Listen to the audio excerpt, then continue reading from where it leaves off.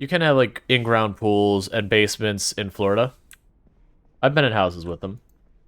The problem is, and the reason why they're not common, is when it comes to doing a basement in Florida, in a lot of places the water table is higher, which means you have to like really, really reinforce your basement and water seal it and all that. And just no one wants to do that. Or you have to go to like the 2 hills in the entire state, if you're not counting the panhandle, because why would you? I'm gonna leave that open, because I'm not sure if anyone noticed, and I mentioned this the moment we walked in this room. I was like, hold up. That window was broken. This window was broken last stream. I did not replace that window. All the other windows that were broken are still broken. But that one specific window was like, nope. I got self-healing glass. So that threw me off.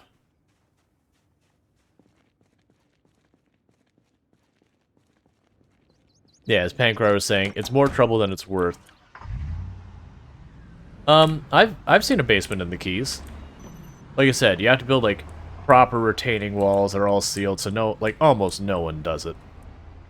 Like you usually only do it when you have a very strong utility reason to do it. Like you've got to put in a whole bunch of sub pumps and everything just in case the wall leaks. Like I've only seen like big hotel buildings down in the Keys area where they'll have like the lower floors to do that. Residential won't bother. The cost would just be too astronomical for so little. Now you can actually put a basement below the water level. Like that's the thing they do. It's just you have to have one hell of a reason, because it is money. It is serious money. But I mean, like there's buildings, not in Florida that I'm aware of, but there's buildings that they'll actually build riverside and all that. Yep, and that's why you gotta have sub pumps, Galoosh. So that when you get those minor leaks, you're pumping the water out from the sub pump area. And then you can re-waterproof that. Like, that's the whole thing. It is a colossal expense, which is why so few do it.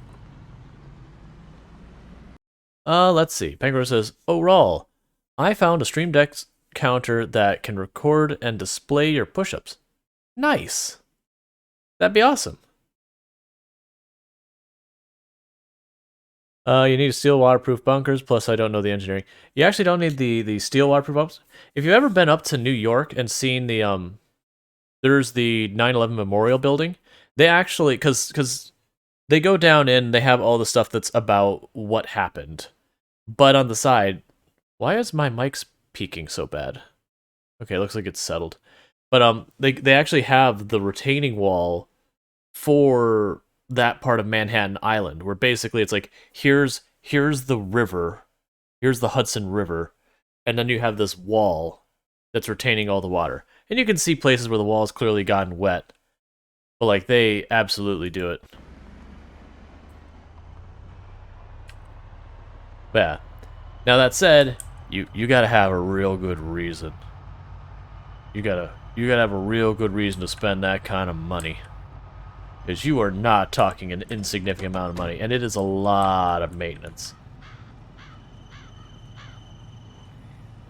Because even if your water table isn't that high, if you're in an area that has enough rain and low-lying areas and you're near them, you'll still have to deal with problems with water trying to seep into your buildings that you have to keep, keep resealing them. And like I said, you almost always have to have a sub pump. Awesome, thank you, Pancraro. I'll check it out after stream. I'm going to avoid clicking out so I still see the alert when I wrap up stream. Because if I don't, so much happens that I lose track. Because, like, for example, I was like, oh yeah, I need to check that VOD that everyone said they couldn't load yesterday. Right. That's the reason. It's 10 hours later. What happened at the beginning of the stream, like, I barely remember the big events that happened in game. Like, the only one I remember from yesterday, like, early stream, was that we were fighting a helicopter in a tropical storm, and I was not about it. Like, it went fine. We didn't have any close calls or anything. I was like, what is this crap? Like, I've got fog, I've got sideways rain, it's dark, there's this helicopter here for some reason. Why are you doing this? What mad lad is in this helicopter just like, yeah, I'm gonna do news on this person standing in a tropical storm fighting zombies?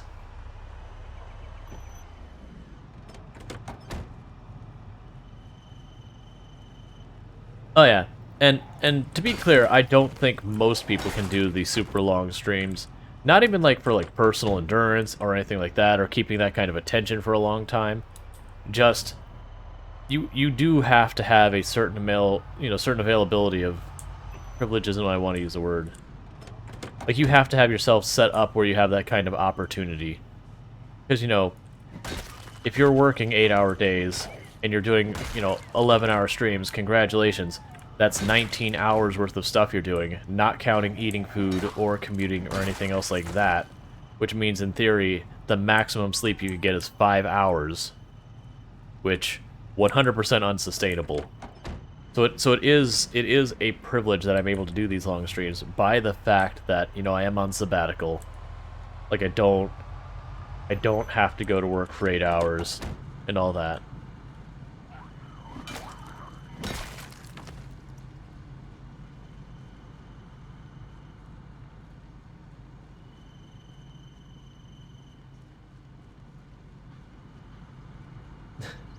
Yeah. I mean, it's when you think about it, so it's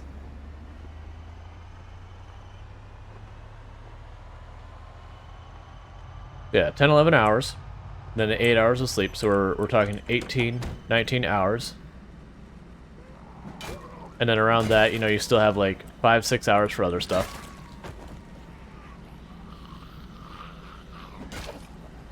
But yeah, no, I wouldn't be able to sustain this if I wasn't on sabbatical. That, like, hands down, that wouldn't be a thing I could do. Just realistically wouldn't be a thing I could do.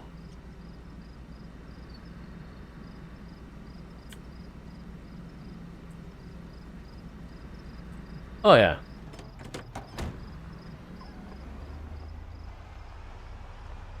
No wonder you have a comfy chair. I only work 4 hours a day, says Darstrider. Panquaro says, lucky. Galoo says, some people work or work to live and live to work or in between. And don't get me wrong, I definitely had in my career where, like, I've talked about before, there was a point in my life where I was a full-time student working a full-time job, and technically had 4 other jobs I was working part-time, including one that was my own business I was running that was successful. 100% unsustainable. Negative 50 out of 10. Do not recommend. Would not do again. I genuinely actually have almost no memories of that time of my life because that's just how exhausted I was all the time. My brain was just like, record this? Nope. No energy for recording. Like, it's kind of scary that I have, months of my life that I can only pick out individual moments and the rest is just a blur.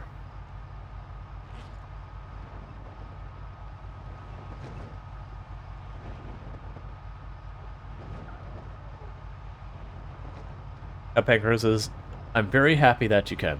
Yeah, and it's, and I'm completely candid about you. No, yes, I busted my butt for what success I found. At the same time, it does boil down to luck. I've been very candid about this. I don't believe a person finds success sheerly on hard work alone. I don't believe that's actually a thing. But I do believe you have to do the hard work to have the chance of having the luck that can get you the opportunity to be successful, as it were. Doing the hard work is not a guarantee of success, as it were. Which is unfortunate. But that's just kind of the way I see it from this personal experience, because I've seen incredibly talented people who just cannot get their career off the ground. People I would say were far more talented than I was. And that's not saying it's like a prejudiced thing or anything like that, it's just right place, right time is a thing. Networking cannot be, like, the value of networking cannot be overstated. It's one reason I don't understand why people are such jerks to each other. Because it's like, you very well know this person might be deciding whether or not you get a job, a raise, or something like in the future. I have 100% become the boss of people who are complete jerks to me when I was younger. And granted, I didn't hold it against them like I was fair, but I knew a lot of them just assumed I would hold it against them. And so, like, when they realized I had become their boss kind of thing, they're just like, oh, and they start looking for new work, expecting to just never have a chance. Which means they don't know me, because I'm not a petty person.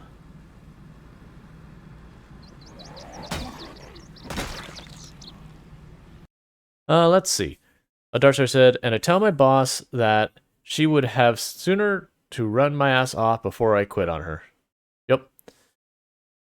Glue says, yep, and who you know, of course, absolutely. Like, and it's not necessarily about, like, knowing, oh, you can drop some big name person. You just never know, like, you can have this person you make the acquaintance at, like, some bar that you're just chit-chatting, being nice to another person. You go into a job interview, and then you see that person sitting across, and you're like, okay, well, I could have gone in that situation where at the bar, I was a colossal dick to this person. Or I could go to the bar, I'm like, hey, I may not agree with you, but, you may make a good point, whatever it is. And those two situations may have a significant impact on your capability of getting that job in the future. Because that person remembers you and goes, man, that dude was a dick. I don't want him working here. You're not going to get the job. Because like that is what happens. Interviews are subjective, not objective. Kolo says, so you were saying that no matter what you do in life, life can still come and bite you in the butt. Yes. I mean, the case in point, healthy people still get cancer.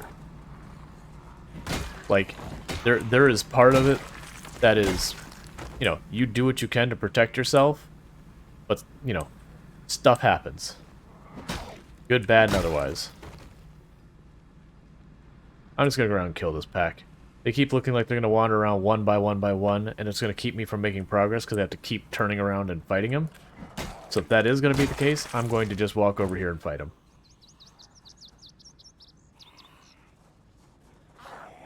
Like, that's also one of the things that fascinates me. The people who do find success, and then again, they're like, I'm successful, and they start making a colossal jerk of themselves, and then suddenly, people decide, I just don't want to do business with this person anymore.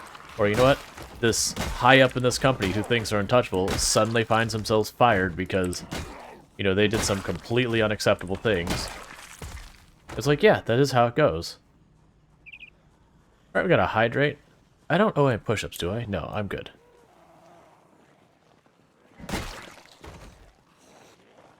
The classic, there is no such thing as a non-expendable employee. Even the CEO is an expendable person if the conditions are right.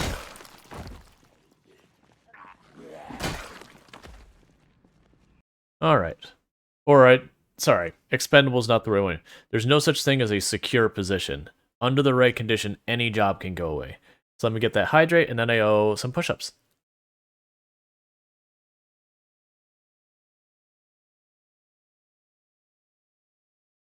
Because I can tell you, I've seen CTOs who knew they were the only ones in the company who knew half the systems just decide they're going to be a colossal butt. I was going to say a different word, but I corrected myself. But, and they found their way out the door. It happens. You gotta be mindful there's no such thing as, unfireable.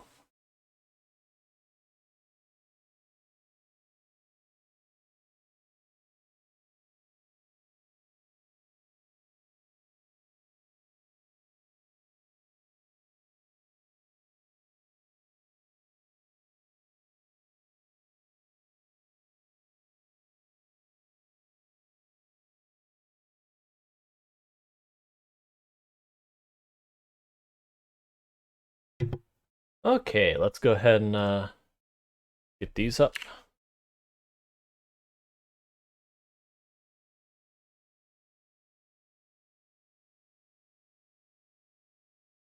Yep, and I agree with that entirely. Chris Carnes said, as soon as your problems outweigh your value, you become dispensable. It doesn't even have to get that far. Like, I have seen companies where the individual is just a colossal jerk, and the company is 100% just making bank on that person being there. But just they've rubbed enough feathers that it's like, we don't even care if it hurts the company. This person's out of here because no one wants to deal with this. Goose is saying, I'm reading an interesting book that boils down to a lot of humans' anxiety these days, as we were wired to fight against animals and find food and shelter for thousands of years to survive, but our scenarios don't compare, and we're still wired to that response. Yep, and that's a big psychological side of why people end up getting so, like, having such poor diets. You know, humanity's been around for thousands and thousands, thousands of years of evolution. Like, thousands and thousands for just modern human. And historically, finding stuff like really protein dense stuff, really, like, heavy carbohydrates, those kind of things, were not something you had a lot of access to. But, it's thousands and thousands of years of evolution that's like, hey, that's that super calorie rich food. That's awesome. Like, that's how you avoid starvation when you're for want. So we have this hardwired thing to desire those kinds of foods. But nowadays, we have such plentiful, like, you can go to the store and you can buy, like, your grocery store has, like, a lifetime supply of food there for you. If you were to just be able to take it all home and somehow keep it from expiring. Like, your grocery store could keep you covered with the amount of food in it for a very, very long time. So we're not for what? But our body's still like, no. Give me the fat. Give me the sugar. And there's nothing we can do about it.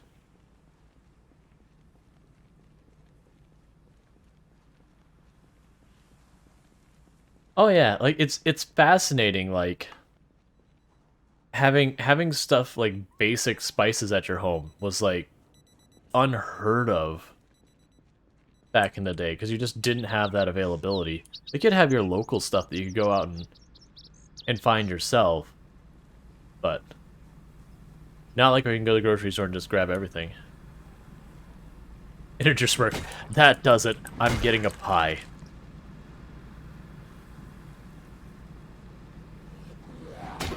Yeah, but Fender, it's like exactly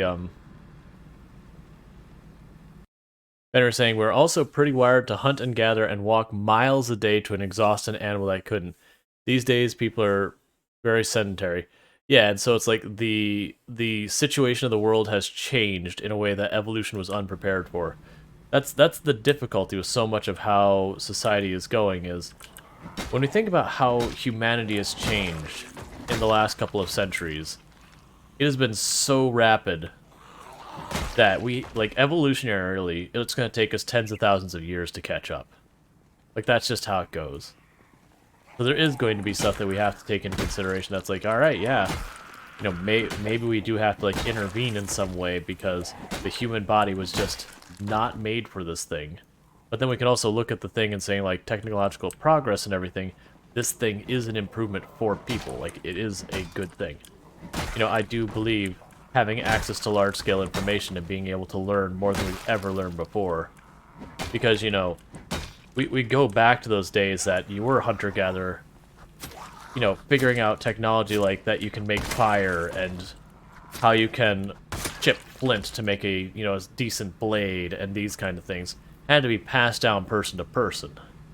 Like, you had to sit down with a person and be taught. Guess send the car for a minute for stamina.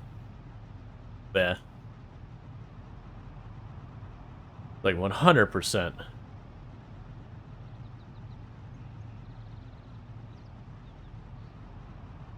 Alright. Oh, we got our hydrate. People are on it with the hydrates today.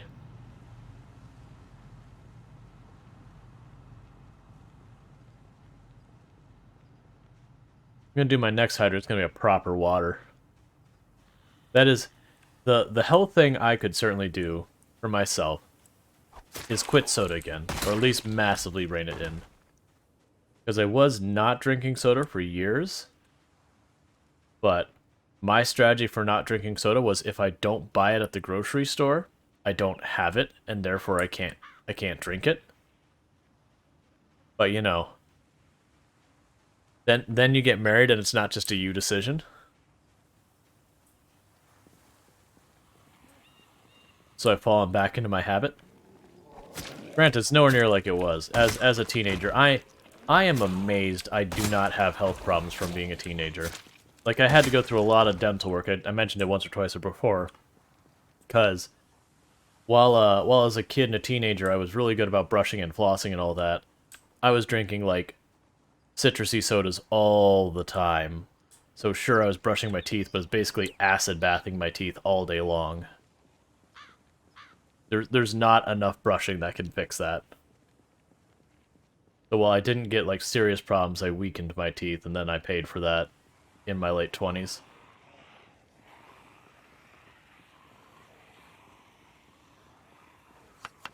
I paid for that both literally and figuratively.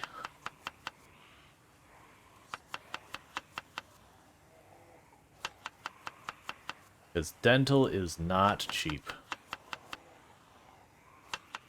We're gonna be heading back to base pretty soon. A lot of my produce is going bad. Yeah, this will be our last day before we have to do a return trip, because I only got 2 fresh potatoes. The carrots are on the fence, they're gonna go soon, and then all the rest of it is just gone bad. Yeah, that whole salad is only 10 hunger. So, we're pretty close to being forced home time. Which is fine. We make a sortie for about a week.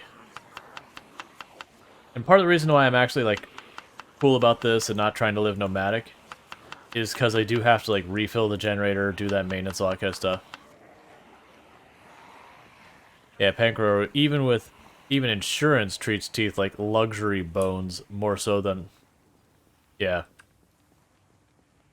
Yeah, I've joked about this with some of my friends. It's like, you know what's a crock?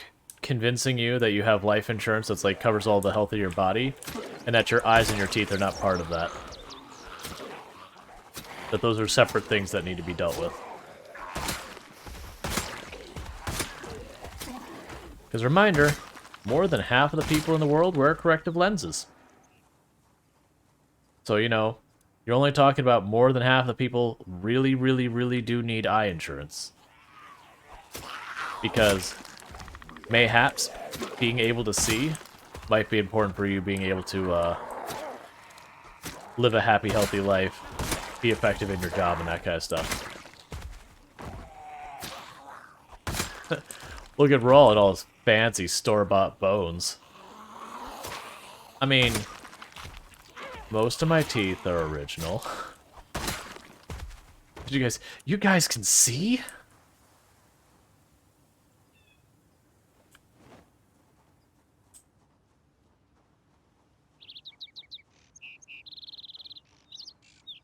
Alright, I'm gonna avoid this corner for right now, because we have all those zombies spilling out from inside.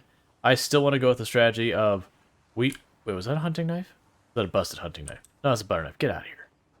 I was looking off to, like, this side of the screen. I just saw, like, the gray up here. I was like, wait. Because I still want to go with the strategy of clear the outer perimeter here. Well, I mean, I guess this is the inner perimeter. Clear the perimeter. We'll just go with that. Clear the perimeter. Then, we start messing with the interior of the building itself. Because I very deliberately left only one entrance next to it. Alright, you're not going to zombie bomb on... I'm going to give that a wide berth for a minute. That shouldn't zombie bomb. I think it is actually only 2 or 3 zombies.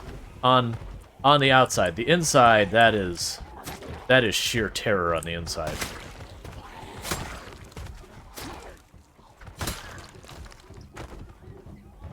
Oh my god.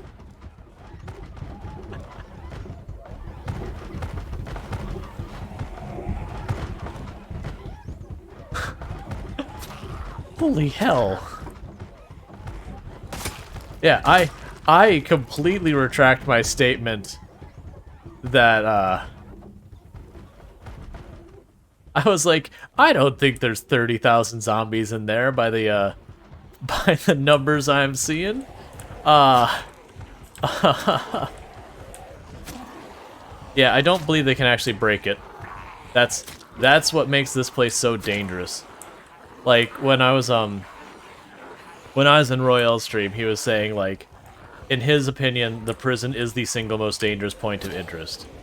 I at the moment said, you know, I'm actually more concerned about getting to the military base. I might be retracting that statement as well. I do think going to the military base is going to be absolutely terrifying because all of the trees and the zombies hiding among them. But that there is completely unnerving. And I do have a strategy for how I'm intending on dealing with that, because going into that room to deal with that Does not sound like a way to live. My intention is to clear the zombies out here and cut the bars and run.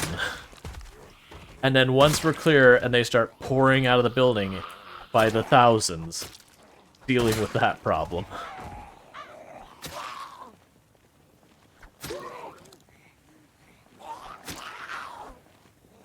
Yeah, 100%. And I want to test in a window that does not have that many zombies. Because I haven't tried this strategy before. But it sounds way better than trying to go into that room with that. Penguin says, you are in super panic mode. Like, that's the interesting thing. So I didn't realize you get anxious for hearing zombies that you don't see. Like, I didn't realize that was a thing. But clearly it is. But yeah. The Great Nation says, how does one even approach that? Heck, I got it backwards. Integer Smirk says, propane. And that man is right. Oh yeah, no, seeing that, no. Like, this is straight on sketch. Like, this is very, no, this isn't like it's sketchy by proxy or sketchy tangentially. This is like direct sketch in your face.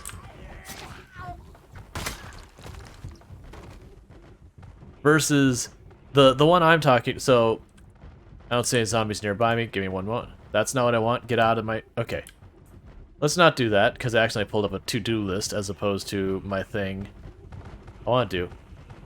My frame rate got a little slow there. Not nearly as bad as it was the other day during the helicopter here. Okay. So, turn this way. Pause. So, here's, like, this is very directly sketchy. Like, 100%, this is super directly sketchy. Just straight on, 10,000 zombies on the other side of the window, directly sketchy. Versus this is, I have to cut a path through all of this woods. Oh my god, how long is that wood? This is the entire length of rosewood. And I have to do that like 2.5 times over. And this place is thick with zombies. It's like, this is the one that I was going, I am super afraid of this, mostly because line of sight, trees, and zombies. Versus this is like, there's no subtlety here. There's no line of sight issues here. This is just 10,000 zombies on the other side of a window. Figure it out. Could you calm? Tone it down. Hey. I can't hear myself think. Could you, like, you washed your hands first, right? You're getting fingerprints all over it. I'm surprised I can see through those windows with all the fingerprints they're getting on there. Show that window up close. Alright, yeah, I'll do that right after I kill these groups of zombies.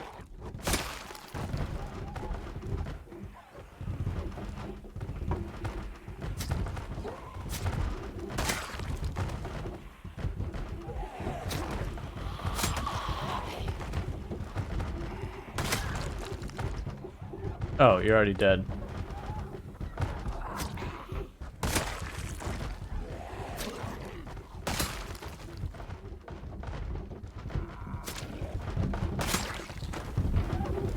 That's window shall forever give me nightmares. That is the, like, I've been to the prison before a number of times. Not at like, this is my first time here at 16 times pop. I don't even think I've been here at insane pop. But all right, we clear? Clear? Let's give that window a good look.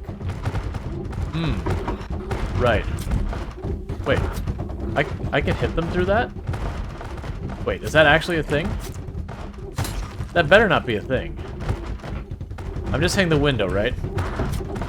Yeah, I'm hitting the window, not them. I was about to say, like, what the hell? If I could just stab them through the window and they would just keep lining up, I'm like, that'd be the cheesiest cheese. This is a dangerous game, Rual. Yes. The good news is those windows are durable as hell. Like, I don't think the zombies are capable of destroying those windows. I don't believe you can get hurt through the window. Like, I can walk up to these fences, like this zombie right here, and go, hey lady, Screw you. And I'm perfectly safe.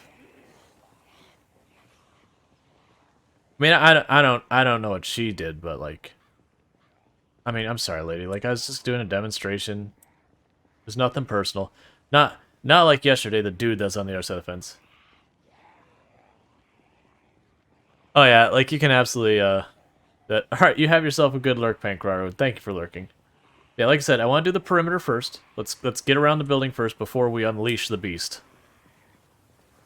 When I unleash the beast, I want to be dealing with problems from one direction only. Because that direction is going to be outright nasty.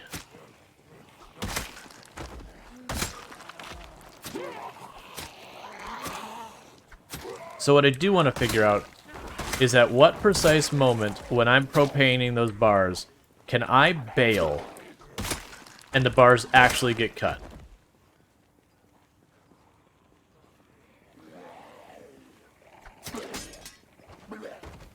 I mean, I don't have enough ammo for it to be me. We actually went to our base and went, okay, you know, let's see about grabbing our guns. We're like, oh, I got like 100 shotgun shells. That is not even worth me taking the shotgun with me levels of shotgun shells.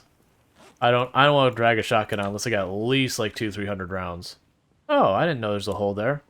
It's probably just to meet the middle area of the base. That's gonna be annoying. This is annoying.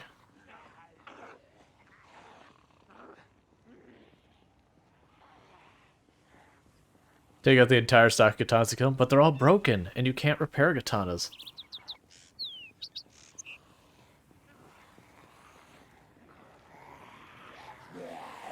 Like, that was, I've had so many people go, why don't you use guns? It's like, it's not that I don't use guns, but if you think of how little ammo to zombie ratio you have in just, like, a normal playthrough, and then you multiply the zombies by 16 times, and you go, right, there's just nowhere near as much.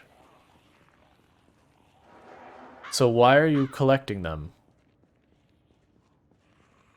Why am I collecting the katanas?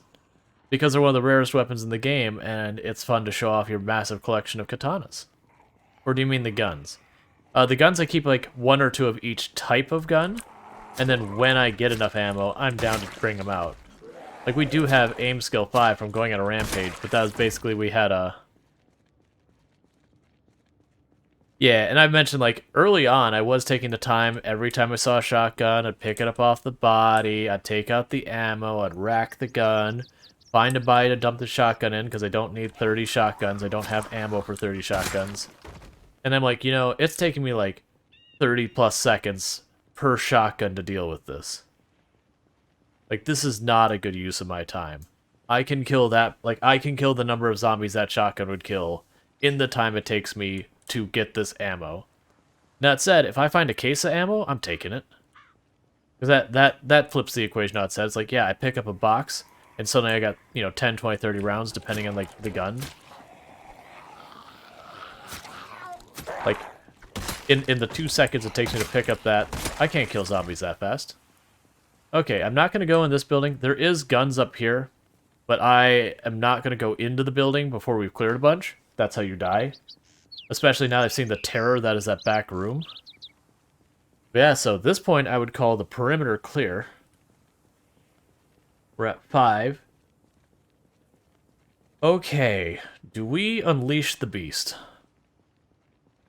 I don't think I'm going to start with that break room that has all of, or whatever the room's supposed to be, common room, whatever. I don't think we start with that room. That room is next level insanity.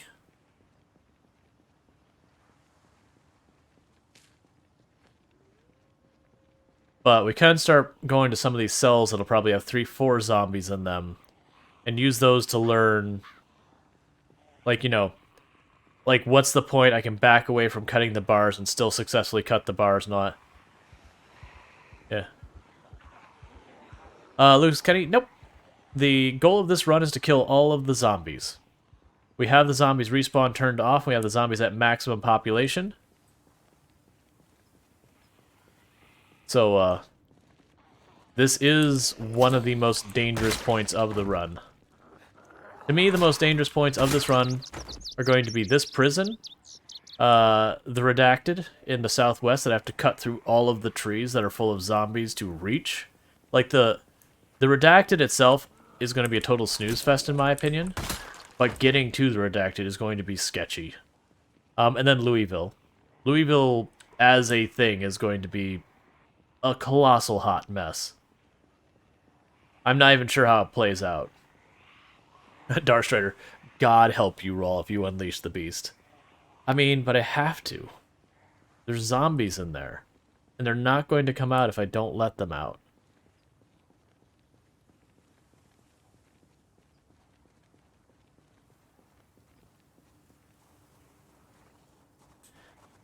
And one of the problems you run into, like, the alternative strategy would be go inside the...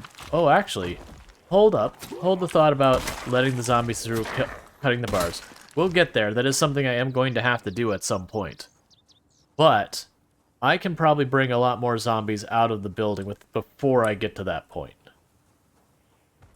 There's an idea I had yesterday that we weren't ready to execute on. But if I'm not mistaken, the front of the building is double doors. And if I'm not mistaken, I could just inch my truck into those double doors, honk the horn, and then, you know, back away and see what comes out of the building. Because the problem is if I honk the horn outside the building, it's muffled, it doesn't go as far, and the prison is freaking huge. So the idea would then be just, if you're inside the building, it's no longer... Yeah, that room was legit scary.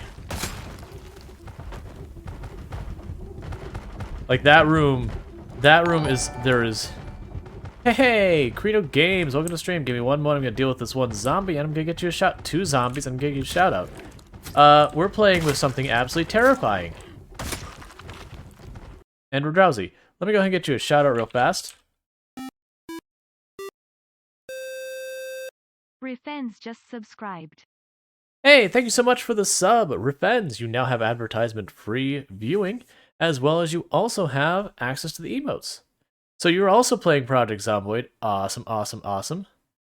So we're playing on the absolute maximum zombie population possible, multiple helicopters, and our goal is to kill all the zombies. We have discovered what fear is. This is what fear looks like. If you've ever wanted to know what fear looks like, this is fear. I owe 2 hydrates now, but this is fear in its purest form. Just saturated fear. We can't even see all the zombies because the zombies are in the way of the zombies to see. I do not believe so. I believe these windows are indestructible by zombies. Which is actually the problem. If those weren't indestructible by zombies, we could draw them out little by little and it'd be way safer to deal with. We are drowsy, so I am heading back. I'm going to go ahead and deal with that.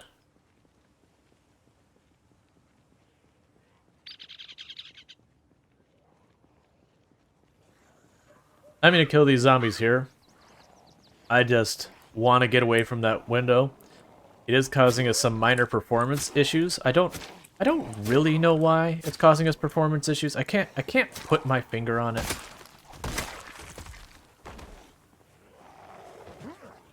I mean, legitimately, the prison's loot sucks. Like, there's an armory in one corner that's okay. There's a little bit of food. You can find some prison uniforms, which are complete garbage when it comes to actually usable clothing.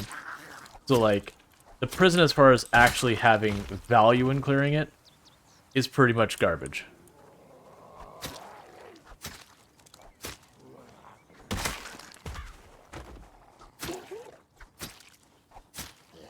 Oh wait, I said I was going to hydrate with water. Hold, please.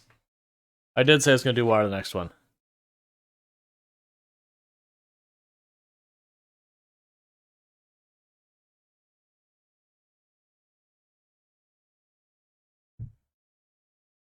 Rappin said, "Today I started a 0 to hero. I died on the 2nd day." Yeah. I've had a whole bunch of people, like, it's been interesting having a bunch of people who I know play this game a lot, but they don't do the type of plays I do, and they're like, oh yeah, you know, I don't think I'm going to do well, but I would like to try your settings. What are your settings? And then they'll go and you'll set like all the 16 times pop. And then it comes down to like they'll leave the building and they just get immediately overwhelmed.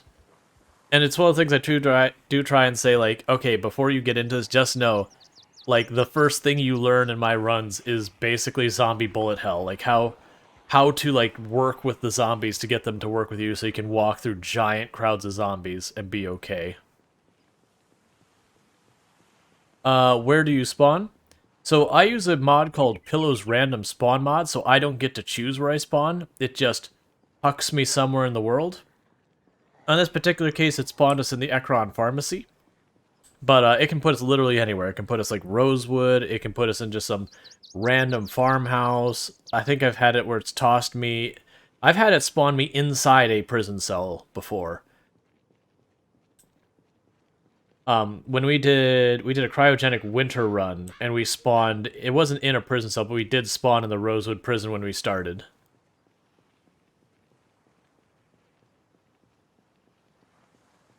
Oh, and for all the people the other day who are like, hey, for some reason, we can't watch your last VOD, it's erroring. I did check today and the VOD was working now. And I 100% believe that it wasn't working. I actually had, Buddy Fox was on Twitter saying that a bunch of people reporting that they can't view his last VOD. And the exact same error as people were going, oh, you can see where I was fighting. You watch the zombie bodies disappear. Because they decay every 9 days. Or they decay after 9 days, so 9 days after I kill the zombies. Right, unfortunately, this is the point we have to return to our main base. Our food supply is low. And we are not infected. I've come to discover today that if you have zombies making an incredible amount of noise and you can't see them, your character gets pretty upset about it. Like, I was actually in the back there going, I don't understand what's happening. Why is my character getting anxious? I only see anxious with zombie infection and nightmares, and we haven't been injured in a very, very long time, so it's clearly not zombie infection. Like, we've only taken one zombie injury this entire playthrough. Because crawlers suck, and their hitbox is jank.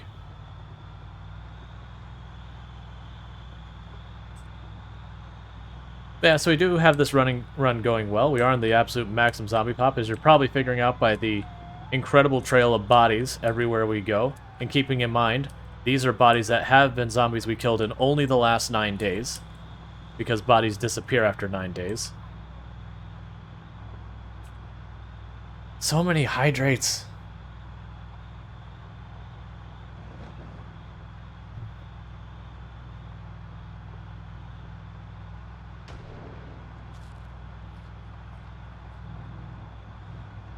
And then the reason we were driving really slow there is running over zombie bodies does not damage your car. However, running over zombie bodies at speed can do all sorts of weird things with physics where you can roll your car, you can launch your car in the area, slam into a tree, that kind of stuff. And when you lose control of your car and you slam into things, that does damage your car. Very, very well, in fact. So, we want to avoid that. Hey, dying brainstem. Not sure if you just got here. If so, you missed pure unbridled terror in the form of Project Zomboid. And that's for my character. Like, I'm looking at it just going, okay. That'll be a tough nut to crack.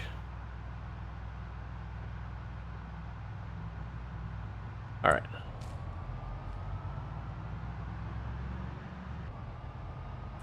So what I did, and I'm actually going to pass it up here, is I went back to my main base. I grabbed a station wagon. Wait, what was that? Was that bread knife, or was that something exciting? Hold up. It's literally nothing. You have a band in your arm, and I just wasn't paying attention. So what I did is I pulled a station wagon to the front of it, hooked it up to tow it, and the two cars wanted to kind of figure out to have themselves both aligned. And it was easier to flip this back onto its wheels than the station wagon, so the car flipped itself right up. But it actually wasn't that bad. It just basically hooked it up to tow, and that's what it took. I was a little scared the station wagon was also going to end up on its side, but the station wagon's hood is basically blown anyway, so I wasn't too worried about it.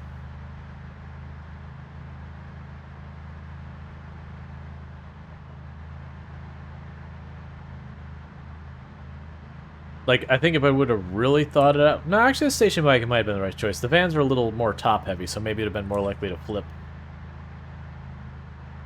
But yeah, so I just hooked up a station wagon to tow it.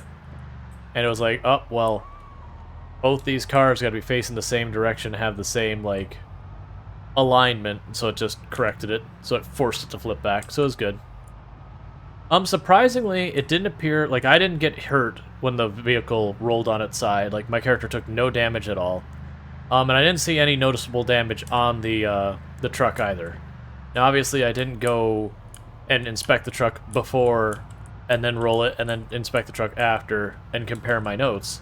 So it may have taken damage. But it wasn't like, you know, it went from 70% in the door to like 30 or something. Oh, were you drunk? Nope, I just drove over bodies at about 20 miles per hour, but the body stack was enough that the car just went beep.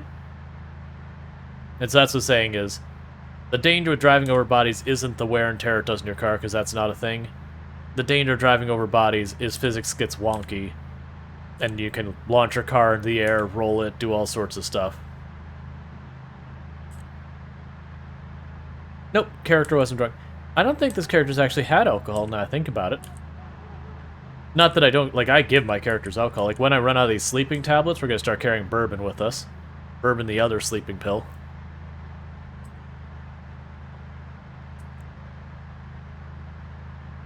Plus, with the bourbon, you know... Oh, I need to check that other... I gotta remember the next time we go back to the prison. There's 2 distillery trucks there. I think I cleared the booze out of one of them. But I need to check the other one, because usually they'll have, like, a couple bottles of, like, bourbon, sometimes wine, beer, stuff like that. I did not see that zombie. That's one less kill we're going to get in our world.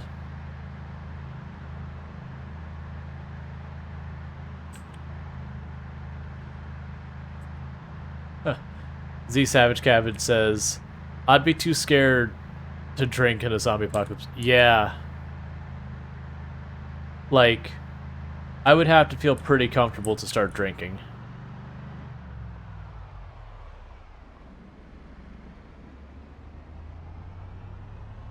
Like, for me, early on in the game, I find it way easier to spot the zombies on the road, because the road is nowhere near as bad repair. But once you start getting all these little patches of grass and all that, it makes, because it's the contrast that makes it so easy to spot them early. With this, it's sometimes hard to realize, like, oh wait, zombie. You just kind of, like, your eyes focus on the grass. Am I gonna have to, like, limit the hydrates? I mean, there already is, like, a timeout on them, or not timeout, a, time between them and all that.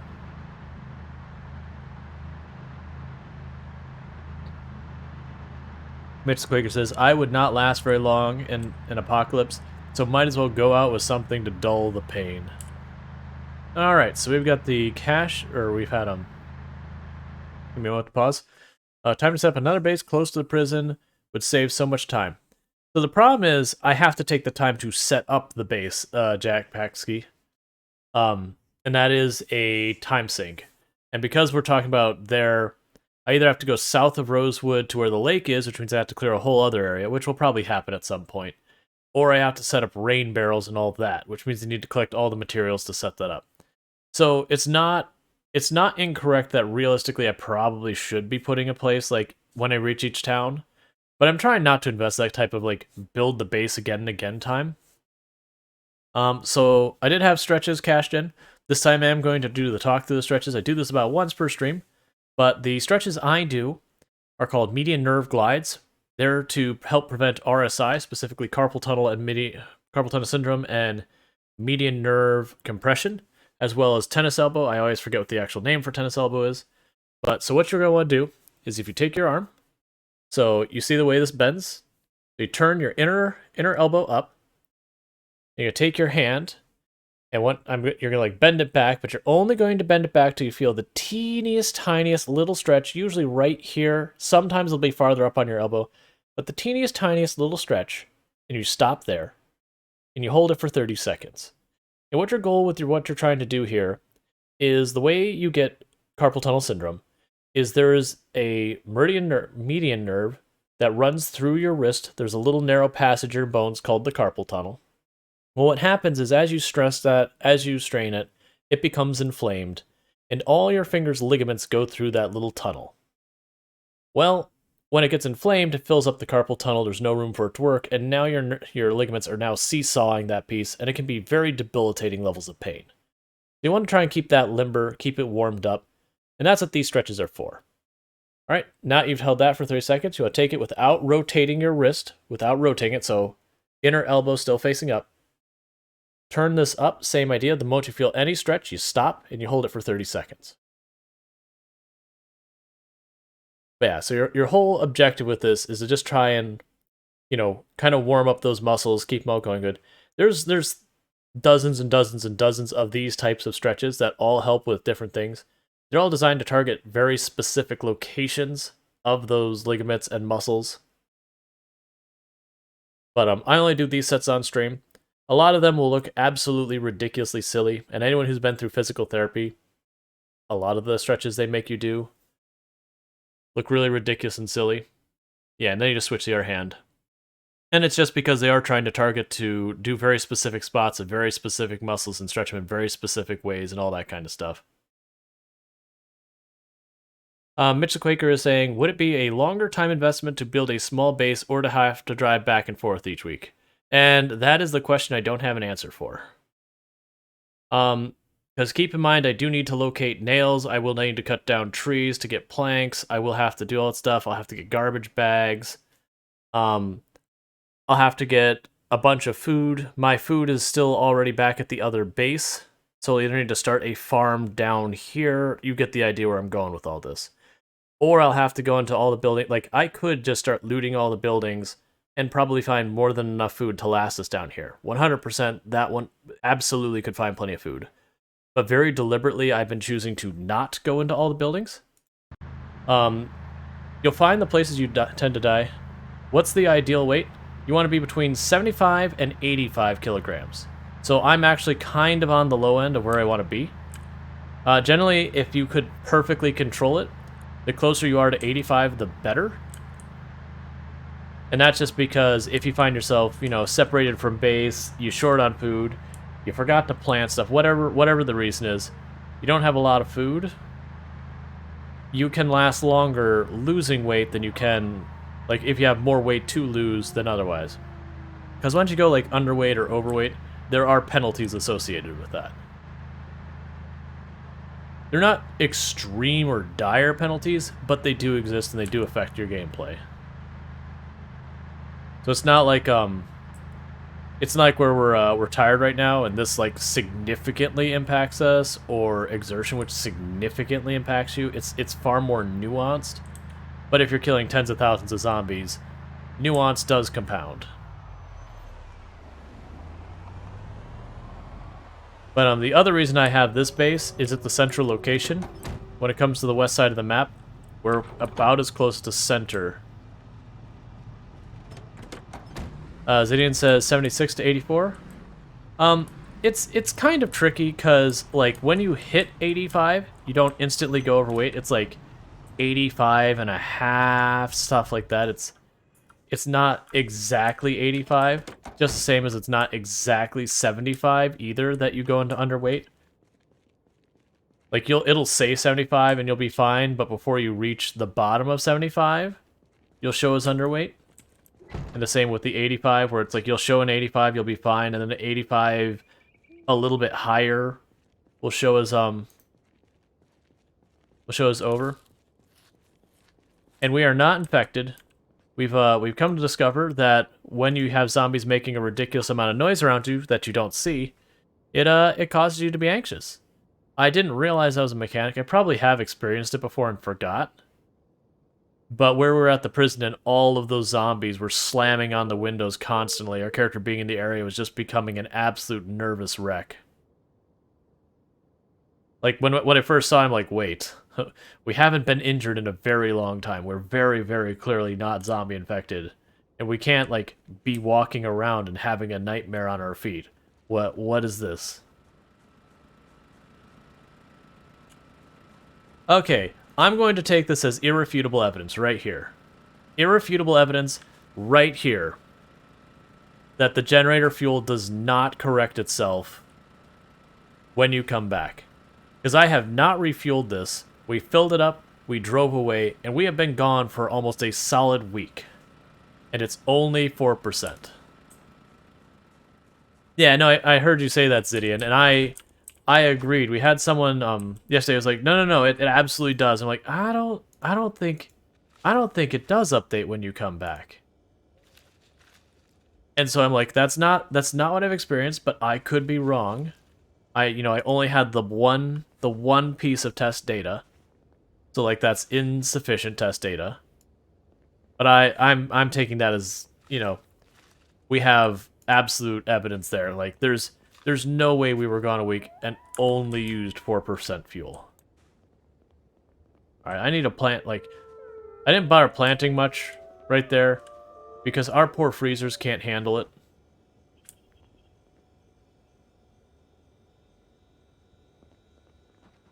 I'm gonna have to put a cap on the hydrates. I'll have that water in a second. I'm going to absolutely have to have that. Always a fan of the E-fridge. I'm not because I can't move it.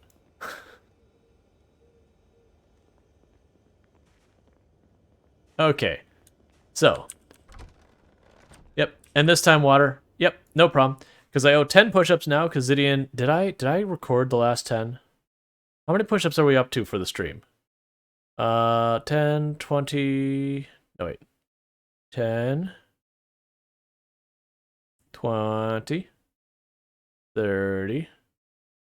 40.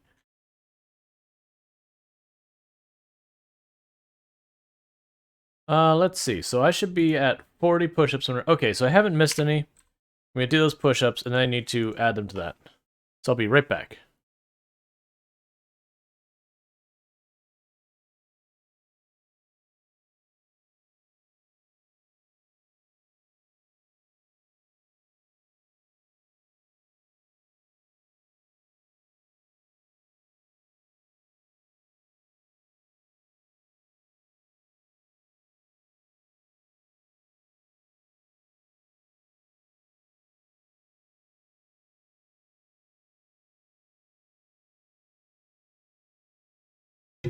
Yeah, taking a sip of water every hour doesn't sound like a bad idea.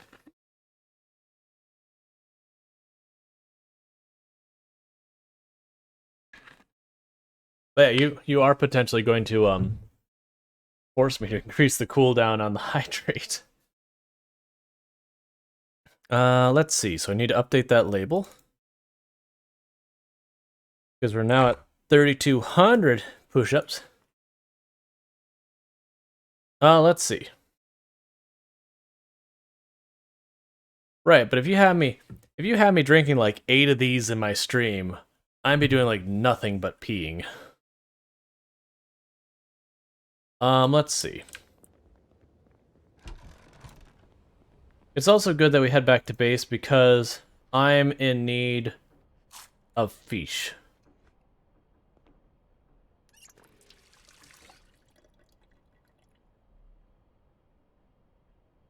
Oh no, 8 can confirm P stream? No.